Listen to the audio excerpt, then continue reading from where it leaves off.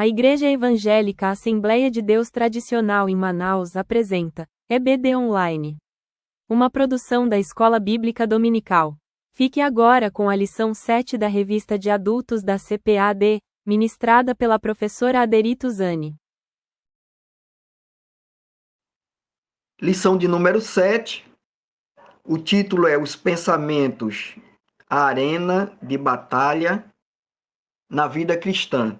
O texto áureo diz: quanto ao mais, irmãos, tudo que é verdadeiro, tudo que é honesto, tudo que é justo, tudo que é puro, tudo que é amável, tudo que é de boa fama, se há alguma virtude e se há algum louvor, nisso pensai. Filipenses, capítulo 4 e o versículo 8.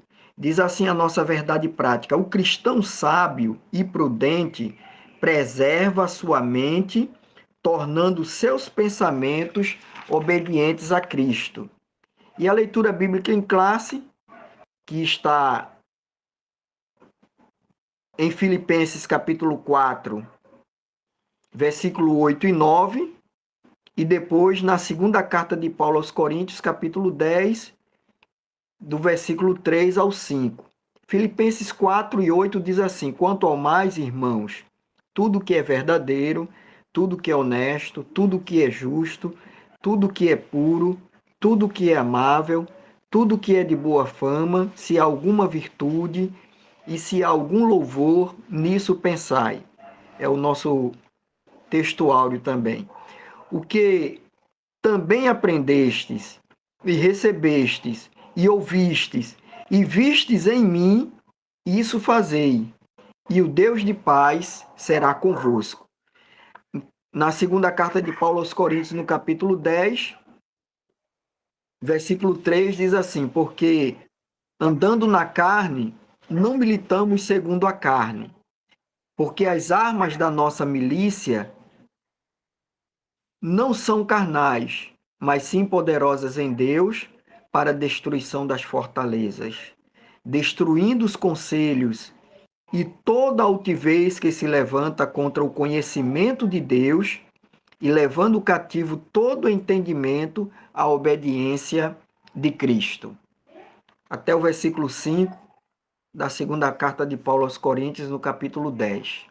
Pastor Bruno, ore por nós, por favor, pela nossa professora, e aí depois a palavra já está com ela. Amém. Queridos, vamos orar. Deus, nós te louvamos mais uma vez pela oportunidade que temos de chegar até aqui, reunidos para poder estudar a tua palavra. Abençoa cada um de nós, para que possamos ser iluminados pela palavra de Deus, e neste momento abençoa a tua serva, foi convidada para estar aqui, para ministrar essa aula. Ajuda, dar o entendimento daquilo que ela já preparou para nos ensinar neste lugar. E pedimos a tua bênção para cada um de nós, em nome de Jesus, o teu Filho. Amém. Todos na doce paz do Senhor. Me sinto feliz em poder estar aqui cooperando na obra do Senhor. E como serva de Deus, estou aqui para servir. Agradeço o convite da superintendência. Espero estar na posição que Deus quer para poder cooperar mesmo para o desenvolvimento do trabalho do Senhor. Amém? Eu quero dizer que a minha metodologia de trabalho hoje, eu pretendo fazer, eu fiz o slide, mas eu vou fazer do jeito que todos estão fazendo. Eu vou fazer a leitura, aonde eu ver que há necessidade de comentário, a gente vai parar e comentar um pouquinho. Mas eu estou seguindo também os slides que eu deixei pronto para passar. Quem sabe no próximo a gente consiga fazer, tá bom? Então, nós vamos dar início falando sobre a introdução. Na lição 5, fizemos um estudo introdutório acerca da alma. Vimos que, junto com o espírito inseparável dele, ela compõe a parte material ou espiritual do ser humano. Também apresentamos uma síntese dos principais atributos, né? Que são da alma: sentimentos, intelecto e vontade. O intelecto é a parte cognitiva, o aspecto racional da alma. Compreende a capacidade de pensar, raciocinar, conhecer, compreender. Nessa lição, estudaremos a respeito dos pensamentos. Então, nós estamos vendo que essa lição de hoje, ela vai retomar a lição 5, né? A gente vai falar um pouquinho sobre ela. Mas vale ressaltar e colocar que nesse estudo nós vamos seguir em todo ele, toda uma antropologia bíblica, não uma antropologia científica. A antropologia científica, ela vai mostrar, conceituar o homem, a sua religiosidade, a sua área social, a sua área biológica, todo esse contexto é a científica, a antropologia científica.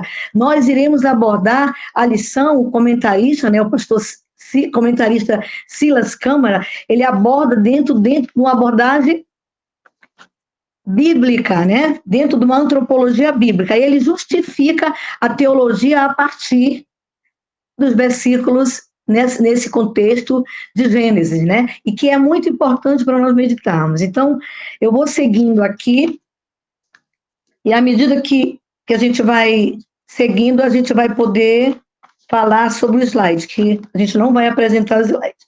Mas eu queria falar sobre qual o objetivo do estudo de hoje. Porque devemos estudar sobre o pensamento, a arena de batalha da vida cristã. Então, vamos ler. Primeiro objetivo, levar o aluno a compreender que o pensamento é uma faculdade presente desde a criação, sendo essencial nas decisões humanas. Segundo objetivo, encorajar os alunos a assumirem responsabilidade ativa sobre seus pensamentos, conforme a instrução, né, de Filipenses 4:8. Terceiro objetivo, conscientizar os alunos sobre a realidade da batalha espiritual travada na mente e a necessidade de vigilância contra os sentimentos malignos e destrutivos. Então, é partindo desse princípio que nós vamos trabalhar e ver a importância, né, de uma mente renovada, disciplinada e alinhada à vontade de Deus. É fundamental nós vermos isso.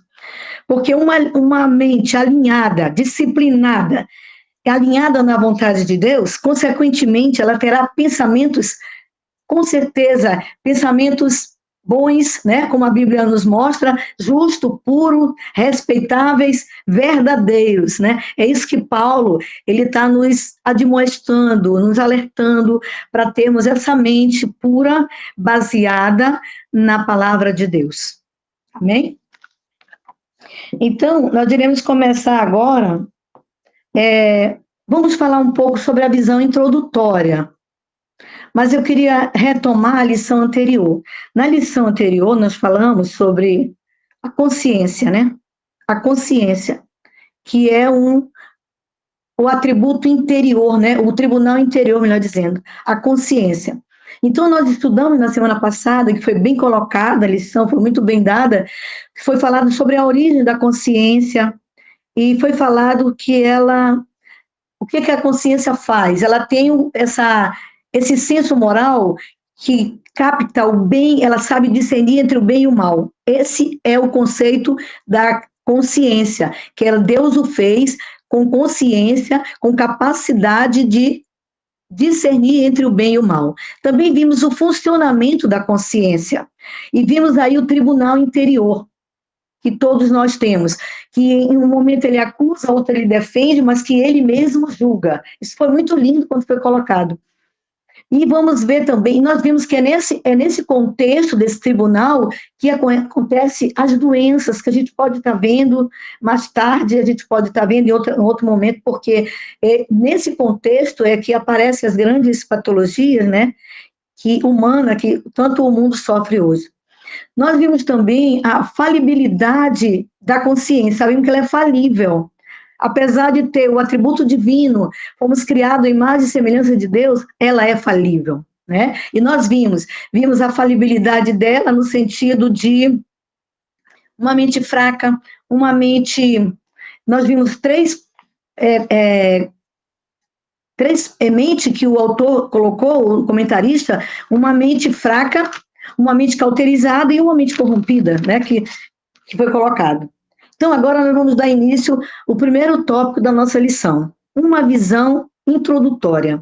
E como falamos que o autor da lição, o pastor Silas Queiroz, ele enfatiza a questão do intelecto no homem, né? Isso é muito lindo. Então, eu gostaria de enfatizar e vou entrar por esse ponto. Então, vamos ver aqui no estudo, né?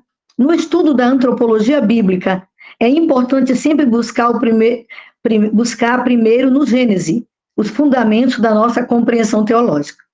Ali, os traços da personalidade humana se manifestam originalmente na vida do primeiro casal. O aspecto racional é visto na capacidade de comunicação, compreensão e governo humano sobre a criação e em seu relacionamento interpessoal com o Criador. É muito notável nós olharmos, né, todo o relacionamento a partir que Deus colocou o homem no jardim. Deus estabeleceu, falou para ele e começou a ter aquele relacionamento. E nós vamos trabalhar em cima disso. Eu começo com isso, que eu acho que é fundamental para nós darmos a sequência. Gênesis 1, 26 e 28, conforme o comentarista colocou, diz assim: façamos o homem à nossa imagem, conforme a nossa semelhança, e domine sobre os peixes do mar, e sobre as aves do céu, e sobre o gado, e sobre toda a terra, e sobre todo réptil que se move sobre a terra.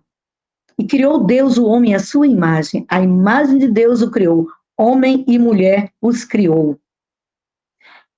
E Deus os abençoou, e Deus lhe disse: frutificai, multiplicai-vos e enchei a terra, e sujeitai-a, e dominai sobre os peixes do mar, sobre as aves do céu, e sobre todo animal que se move sobre a terra. Nós vimos aqui que quando Deus foi criar as coisas, a natureza, ele olhou para as águas e diga assim: produza, multiplique, usou esse termo, né? Animais segundo a sua espécie, que haja peixes, que haja das águas, que haja as aves que povoem o céu. Olhou para a terra e disse: produza, multiplique animais domésticos.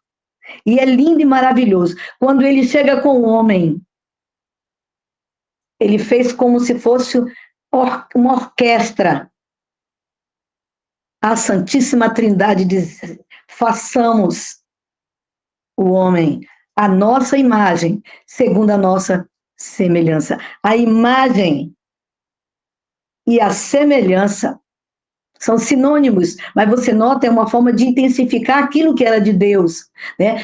Eclesiastes 3:11 chega até a dizer que Deus pôs a eternidade no coração do homem. Olha que coisa linda.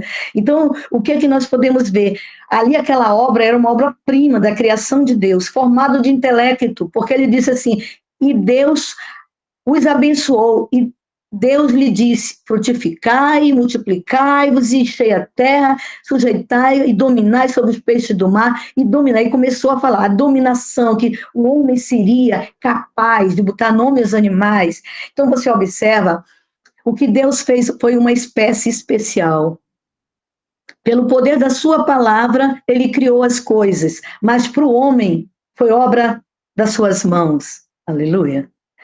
E nós vamos ver que ele formou com o intelecto, que o comentarista coloca. E o que é o intelecto? O intelecto, inteligência, você perguntar, irmã Adelita, inteligência nós sabemos que é a capacidade de um homem desenvolver uma tarefa. Isso é inteligência. Mas Deus o formou com intelecto. O que é intelecto? O intelecto, essa palavra, ela tem a etimologia latina, e ele fala que é entendimento. Ou seja, compreensão, é do todo, ele compreende todo. É a faculdade mental responsável pela razão, pelo pensamento abstrato, pelo julgamento e pelo conhecimento. Você nota que o intelecto é mais que a inteligência.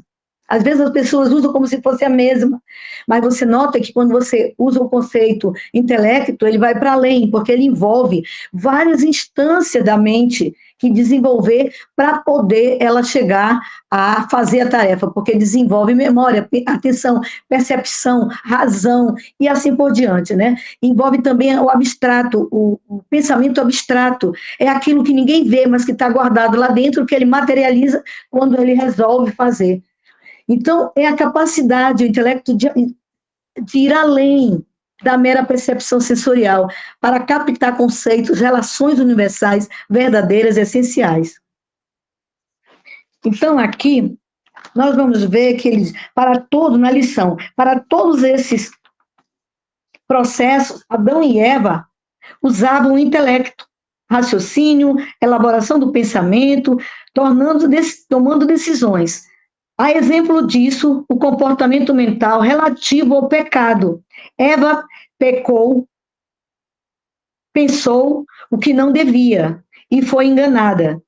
Adão não pecou, não pensou. Vou repetir. Eva pensou o que não devia e foi enganada. Adão não pensou o que devia e pecou. Gênesis 3:6. Nós vamos meditar agora um pouquinho sobre isso. Gênesis 3:6. Vamos lá. Se tivesse com a Bíblia, seria muito bom, cada um, se pudesse, se for possível. Quando a mulher viu, observe que houve um diálogo com a serpente, né?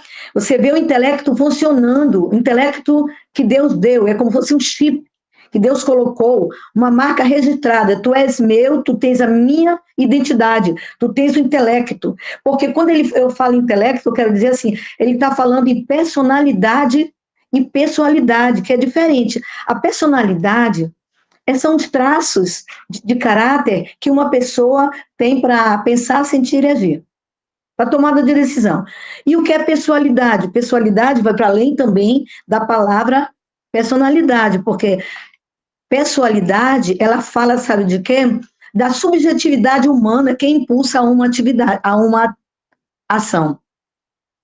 Então, se personalidade fala sobre os traços de caráter que faz a pessoa tomar a decisão, a pessoalidade que nós temos, ela vai fazer o quê? É a nossa subjetividade interna que nos faz tomar a decisão. Em Gênesis 3:6 começa assim: quando a mulher viu que a árvore parecia agradável. É isso que eu quero colocar, que é interessante, você vai ver que está tudo junto aí. A mulher viu. Nós sabemos que os órgãos do sentido, nós falamos, não falamos, mas eu vou retomar. Quando nós falamos, na verdade, em tricotomia, homem, né, o corpo, né, a alma e o espírito, a tricotomia. O corpo se comunica com o mundo, né, através de toda essa subjetividade e dos sentidos. A alma se comunica com nós mesmos.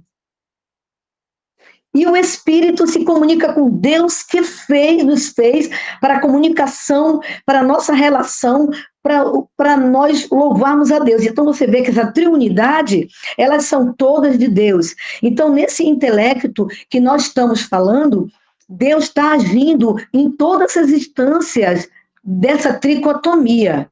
Então nós vamos ver agora. Quando a mulher viu a árvore, olha, a serpente já tinha dito, olha, se tu comeres, conhecerás o bem e o mal, tu serás igual a Deus. Quando a mulher viu que a árvore parecia agradável, ela viu, órgão dos sentidos, ela viu, parecia agradável ao paladar. Então ela viu a árvore, viu que era agradável para comer. E depois, atraente aos olhos. Se você analisar, atraente aos olhos e desejável. Desejo. Então, ela viu, foi atraente aos olhos, desejou. Porque dela ela poderia ser igual a Deus pelo discernimento. Ela tomou do seu fruto e comeu. Você está vendo o processo intelectivo funcionando na ação da mulher. Nesse momento, os olhos dos dois se abriram. E eles perceberam que estavam nus. Bom, eles estavam nus. Nós lemos, tem um versículo que eu não trouxe, que eles estavam nus. Só que agora, eles perceberam que estavam nus. Abriram-se os olhos. A voz do Senhor disse, né? Que estava... ele diz assim, o homem e sua mulher ouviram a voz. Olha, ouviram de novo. A voz do Senhor, que estava passando pelo jardim. Então, se esconderam dele e no meio das árvores. Mas o Senhor Deus chamou o homem e perguntou. Essa é uma versão que eu não sei se é essa que você tem. onde é que você está? O homem respondeu, eu ouvi tua voz quando estava passeando pelo jardim e fiquei com medo, porque estava nu, por isso me escondi. Então você vai ver, olha o que acontece aqui, o homem, ele vai ter vergonha, ele vai ter medo e ele vai ter culpa. Se você analisar nas patologias, ali na queda do homem, ele começa a denegrir tudo começa a decair diante do homem. Aí começa a adoecer. E você sabe que na queda ele morre.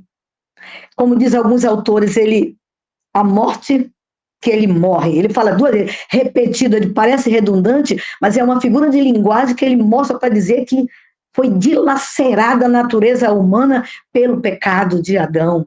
Então a Bíblia mostra que ele ficou com medo, ele sentiu que estava nu e se escondeu. 3 ações que mostram vergonha, medo e culpabilidade. E quando a gente olha, aí decaiu a natureza humana, não só a natureza humana, a natureza em si, todas elas decaem diante do homem, diante de Deus, porque ela perde, né? O intelecto diminui, a saúde, ele passa a morrer, a morte que ele anteriormente não tinha, o homem passa a morrer. Então você vê que a questão do pecado, ela fez muitos males, que esses males vão originar a doença, porque quando você vê doenças psicológicas, você vai ver que um paciente, quando chega, por trás do sofrimento, por trás da depressão, por exemplo, uma das causas da depressão é a culpa. E a culpa, e esse medo, o medo é outra causa, né? Você vai ver que foi no Éden. Então você só chega a comprovar que essa morte foi realmente uma morte que afetou todas as áreas, corpo, alma e o espírito. Então agora, bom, nós estamos vendo que mesmo ele tendo Deus obedeceu, porque Deus deu um comando para ele, que ele não deveria comer da árvore do conhecimento do bem e do mal, não é isso? E a Bíblia mostra que a partir daí houve a desobediência. Nós lemos na lição anterior, que foi muito importante, quando nós vemos os fundamentos da moralidade, formadores, que é família, sociedade, que contempla igreja, escola, e quem? O poder público, né, que é responsável. Essas 3 instâncias, elas são responsáveis pela formação dos nossos valores, né? Então, agora nós vamos ver o conceito de pensamento. Eu trouxe aqui, eu vou ler a lição, mas eu trouxe vários conceitos que eu queria, não sei se vai dar tempo, mas eu vou seguir aqui o que o autor está falando, o comentarista, e vou seguir um pouco do que eu trouxe. Conceito e origem. Pensamentos são processos mentais constituídos de formações, reflexões, lembranças, sentimentos, sonhos e imagens. A despeito dos mistérios da mente humana, sabe-se que eles se originam de fatores internos, biológicos, psicológicos e espirituais, ou externos, ambientais e experiências do cotidiano, podendo também ser combinações desses fatores. Qualquer que seja a origem dos pensamentos, cabe ao homem aceitá-los ou rejeitá-los. Então, aqui é bastante complexo nós falarmos sobre pensamento, porque o pensamento, como foi colocado, eu trouxe outro slide, mas não dá para mostrar, que é uma cabeça onde vai entrando tudo aquilo que é colocado. Então, vai fatores biológicos, congênitos, fatores, conversa aqui, família, aquilo que nossos pais dizem, as nossas relações parentais, toda a nossa historicidade, ela vai formar esses valores, esses conceitos, que eles vão estar internalizados no psiquismo. E a nossa maneira de pensar, ela vai ter uma relação com todo esse conteúdo, e é por isso que nós somos diferentes. Então, o conceito de pensamento, eu trouxe vários, eu vou fazer questão de ler, nem que eu pule alguma coisa, mas é interessante que nós entendamos, nós enquanto professores, né? Pensamento segundo o dicionário. O pensamento é um processo dinâmico complexo pelo qual a nossa consciência dá sentido ao mundo. Ele atua como um sistema de processamento de informações que, a partir dos estímulos, utiliza a memória, a lógica, as emoções para produzir ações, comportamentos e, acima de tudo, os mais pensamentos, né? Segundo a Bíblia, se refere à arena de batalha da mente, um lugar de decisão de focar em coisas puras, verdadeiras, ou é um espaço de pensamentos que levem a atitudes pecaminosas, destrutivas, longe de Deus. Segundo a psicologia, o que é? Pensamento, segundo a psicologia, é um dos pilares fundamentais da psicologia e é estudada por diversas correntes. Não existe uma única definição, mas sim um conjunto de perspectivas que se complementam. Em termos gerais, o pensamento pode ser definido como um processo mental, cognitivo, que envolve a manipulação de informações, ideias, conceitos e símbolos. É uma atividade interna inferencial, que não permite representar, compreender e interagir com o mundo. Eu coloquei aqui um conceito, é a faculdade interior que dialoga com a razão e os sentimentos, através dos órgãos dos sentidos e do conteúdo subjetivo interno, visando julgar a moralidade das ações do homem interior. Então, esse é um conceito que eu estou dando para que a gente possa seguir em frente na explicação. Nós falamos que a origem dele está no interior, ou seja, em tudo aquilo que eu trago dos meus valores, nessa fundamentação dessas três formas que nós aprendemos na lição passada, que são os formadores da moralidade: família, sociedade, Estado, tudo aquilo que é internalizado. Por isso que é perigoso hoje as escolas dizendo sobre casamento, né, essa mudança, né, da forma do casamento que mudou, tudo é internalizado, é a escola que traz a faculdade, isso tudo é internalizado e que a pessoa vai absorvendo, seja a criança, seja principalmente a criança, que ela está na formação do psiquismo, né?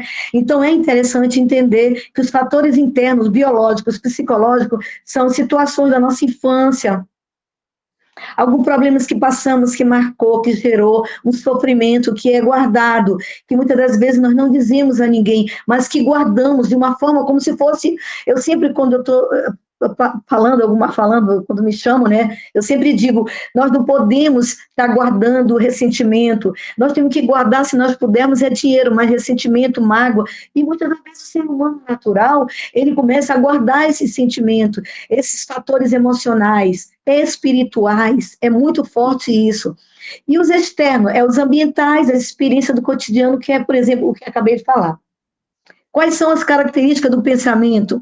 O pensamento cria, a mente cria, a partir dos conteúdos que obtivemos pelo meio dos nossos órgãos do sentido. E eu dou uma experiência, quando nós sentimos o cheiro de uma comida, olha lá, nós sentimos, né, através do olfato, sentimos o cheiro, o nosso pensamento vai lá e eu sinto o desejo de comer. Você vê o intelecto funcionando, aí eu sinto o desejo. Então você vai ver que o pensamento está numa interligação, ela vai estar numa comunicação com o quê? Com a emoção, com sentimentos, com a razão, porque a razão que toma, igual como aconteceu com Eva. O que aconteceu com Davi? O homem segundo o coração de Deus, um homem guerreiro, lutou contra os filisteus, foi vencedor. Mas o que aconteceu com Davi? Davi estava lá, era para ir para a guerra, Davi não foi. Estava ocioso lá no seu alpendre, olhando, e olhou aquela mulher linda, não é verdade? Olhou a mulher, e o que aconteceu? Olha os olhos, concupiscência dos olhos, e veio o desejo no coração. Você imagina como ele confabulou no pensamento? Confabulou. Agora eu vou botar na ação. Aí botou. Você nota que o ser humano é isso. Então, por isso é importante o estudo do pensamento, de todas as lições são importantes, mas enfatizar, porque o pensamento é muito subjetivo, ninguém consegue ver, ninguém sabe quando você está ali, todo mundo na igreja, mas quem sabe que um está aqui, outro está longe, outro está...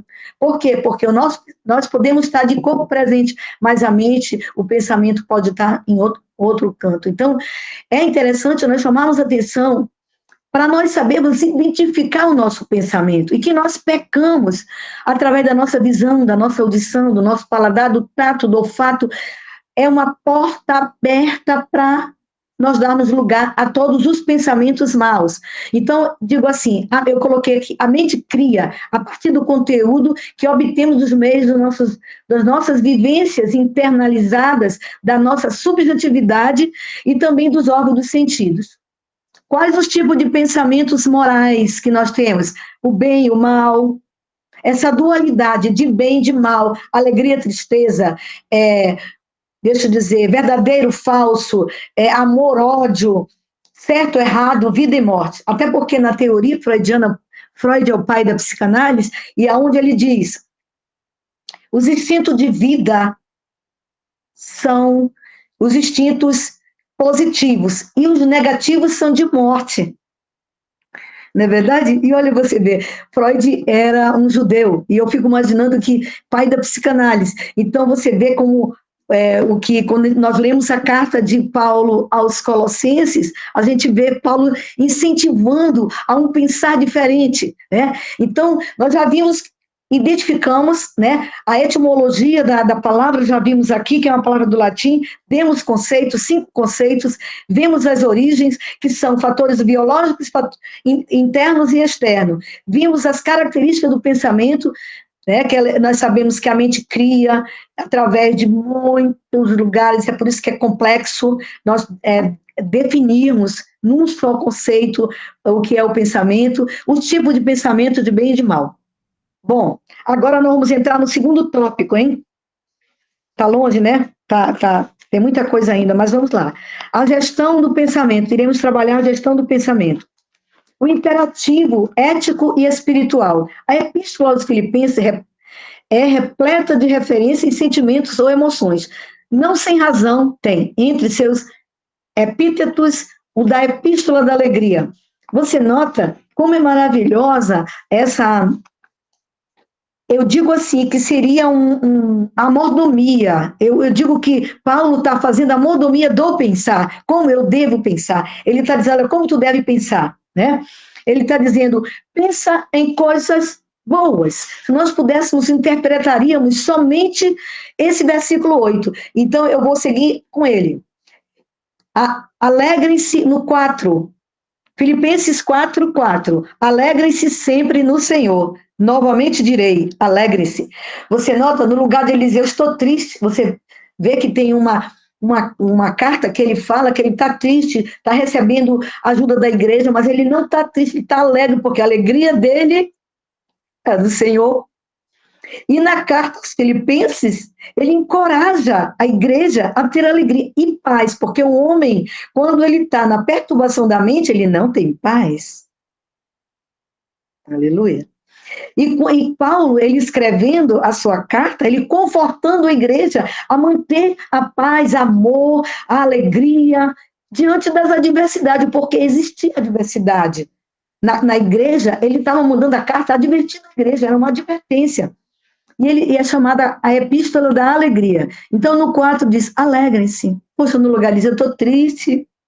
Quando ele estava preso, ele falava sempre em alegria. Seja a amabilidade de vocês conhecida a todos. Seja o amor conhecido a todos. Perto está o Senhor. Não sejais inquietos por coisa alguma. Olha que lição. Não sejais inquietos. Antes, as vossas petições sejam em tudo conhecidas diante de Deus pela oração. Aleluia. Olha a fórmula que ele estava dando. A oração e súplica com ações de graça. E agora, e a paz de Deus, que excede o entendimento, eu estou com um problema, mas eu estou me levando, transcendendo o meu pensamento a Deus, eu saio do meu eu, do meu ego, do material e transcendo para quê? A paz de Deus, que excede o entendimento humano, ele quer dizer, guardará os vossos corações ou as vossas mentes. Aleluia! Em tudo, né, mente e corações, e suas mentes em Cristo. 8, diz assim, quanto ao mais, irmãos, tudo que é verdadeiro, que coisa linda, tudo que é honesto, tudo que é justo, tudo que é puro, tudo que é amável, tudo que é de boa fama, tudo que há de virtude. A virtude se fala de moralidade. E se há algum louvor, nisso pensar, é afirmativo, ele está te dizendo, pensa no que é bom, pensa nas coisas de, é amável, passou pelo crivo da moralidade, porque vocês sabem que é muito relativa a questão de dizer assim, coisa boa é relativa. Para nós, relativo, nós temos os nossos fundamentos, né? Mas para o mundo, pode ser outra coisa. Mas Paulo, ele adverte que é virtuoso, é de louvor, que ele tem moralidade nas tuas ações. Pensa nisso. Paulo, escrevendo sua carta em 1 Tessalonicenses 5:21, ele exorta-nos a nutrir pensamentos bons, quando ele diz, examinai tudo e retende o bem. Tito, capítulo 1, versículo 15, diz, o pensamento determina o que fazemos. Todas as coisas são puras para os puros, mas nada é puro para os contaminados e infiéis. Antes, o seu entendimento e consciência estão contaminados. Agora nós vamos para o segundo tópico, né? O segundo tópico, acima da técnica, tá bom? Do tópico 1, o subtópico, melhor dizendo, é o subtópico acima da técnica do tópico 2, tá? Vamos lá. Acima da técnica. Nós sabemos que nós temos hoje, se tem muitas técnicas para ser usada, técnica segundo a ciência, né?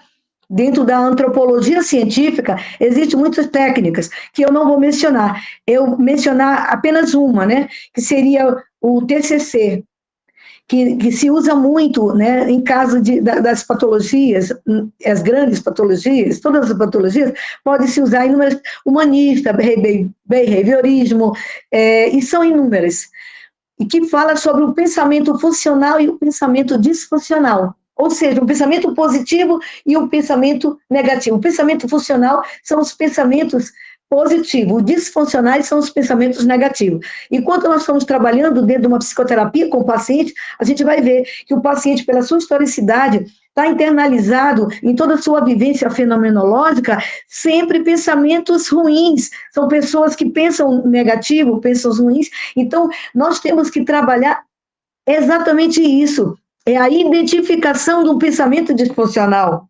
Fazer com que a pessoa entenda que aquilo ali está errado. Porque você vê que Paulo está dando a mordomia de como a gente pensar, ele escreve de forma linda. Se nós seguirmos aí, nós não precisamos de psicoterapia, fora. Paulo, escrevendo aos Colossenses 3:2, ele fala pensar além das circunstâncias temporais. Olhar para o alto, né? O que é temporal é passageiro. Olha para os atemporais, o que é eterno. Pensai nas coisas que são de cima e não nas coisas da terra. 1 Coríntios 2:16 diz, fala sobre que nós temos a mente de Cristo. Nós, porém, temos a mente, se eu tenho a mente de Cristo, eu sou filha de Deus, criada para Ele, a imagem e a semelhança, tenho o Espírito de Deus na minha vida para comunicação. Se eu olho para cima, eu estou olhando a criatura olhando para o Criador. Tudo por terra é pequeno diante do poder de Deus para suprir as nossas necessidades, como diz Paulo. Temos a mente de Cristo. Eu tenho a mente de Cristo. Nós temos a mente de Cristo. 1 Coríntios 2:16. Então, o comentarista está mostrando que nós temos que olhar. Não podemos olhar para as situações temporais, olhar para as eternas que estão em Deus. Olharmos como temos a mente de Cristo. Nós podemos, Deus está conosco e vai nos fazer resolver os nossos problemas, nossas limitações, as nossas dificuldades. Basta tão somente nós colocarmos a nossa confiança. Agora, vale ressaltar, irmãos, que muitas das vezes a pessoa lê, está ouvindo isso, mas ela lê, mas ela não acredita nela, entendeu? Porque a estrutura de personalidade está fragilizada, né? eu não vou entrar nesse detalhe, eu vou seguir a lição, né?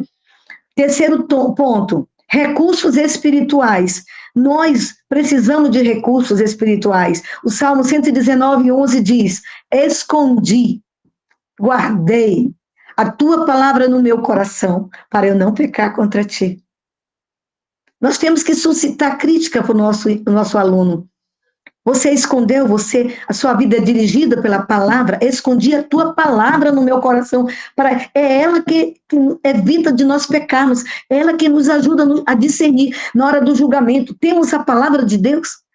Salmo 37:4 diz: deleita-te, ou seja, te alegra também no Senhor, e te concederá o desejo do teu coração. Pô, eu estou triste, eu estou machucada, mas eu coloco a palavra de Deus no meu coração, eu me alegro nele.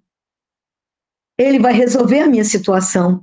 Porque o nosso problema, ele está na esfera humana. E nós temos um Deus que é poderoso para fazer abundantemente mais do que aquilo que nós pensamos e imaginamos.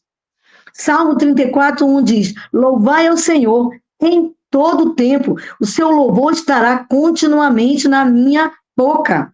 Ou seja, eu tenho a palavra de Deus no meu coração, independente da circunstância, como dizia Paulo, eu me alegro no Senhor e eu louvo o Senhor. O hábito de louvar a Deus, independente das circunstâncias.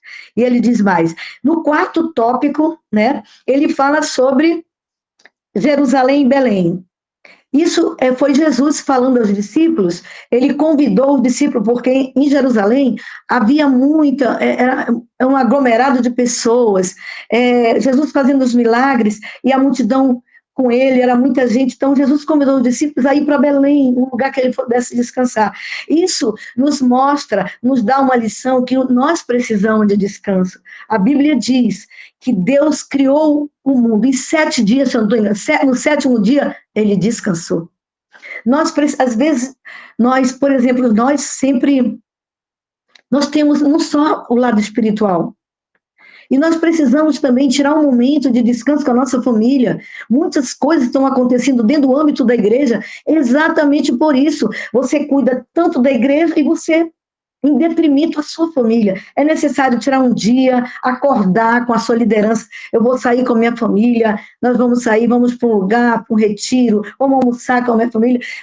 Independente do devocional, de toda a liturgia que nós temos que fazer na nossa família, é necessário fazer descanso. Nós precisamos ter um dia de descanso, de lazer, e Jesus deu-nos uma lição. Assim como Deus nos deu, Jesus nos deu uma lição também.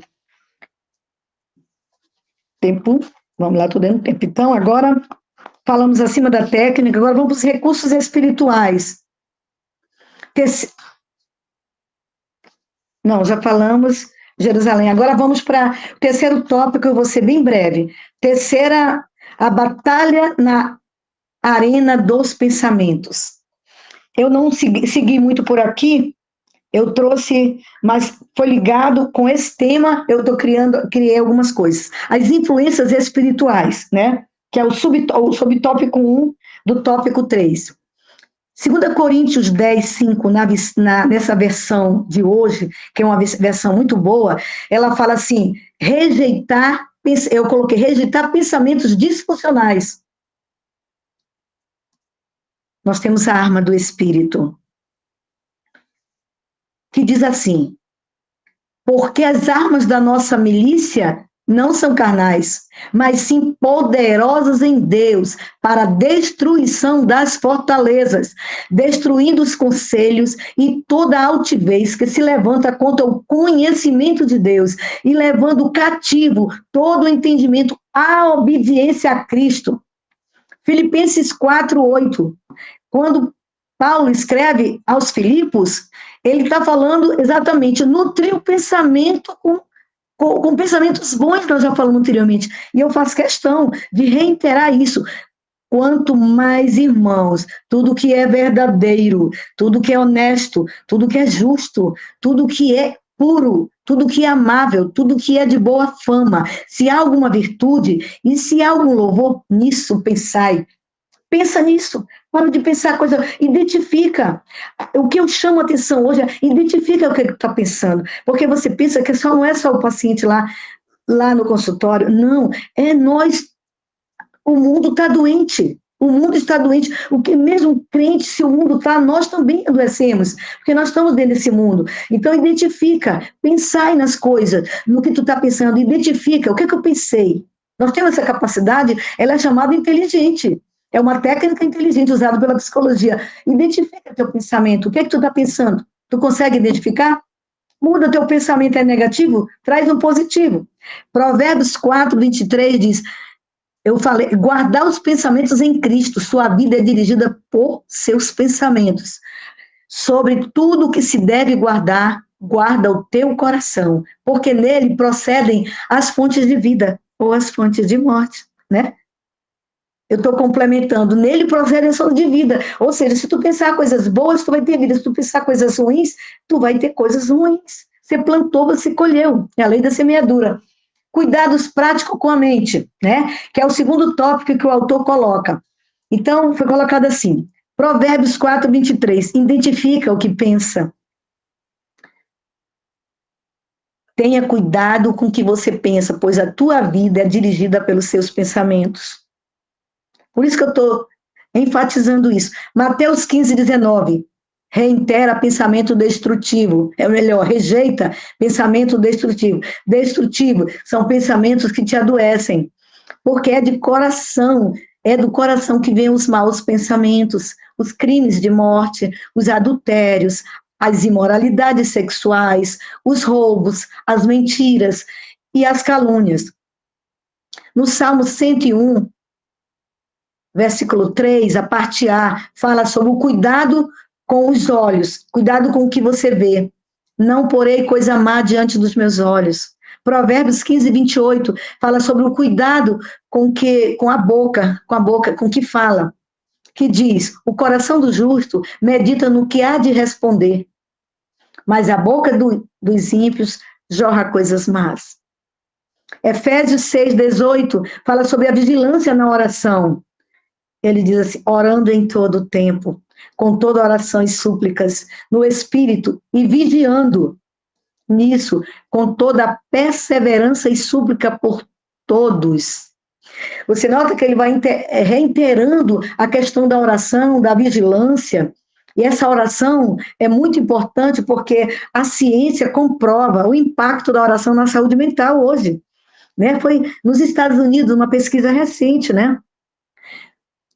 Em 2023, já foi provado que os pacientes, foi feita uma pesquisa com pacientes terminais, né, com câncer.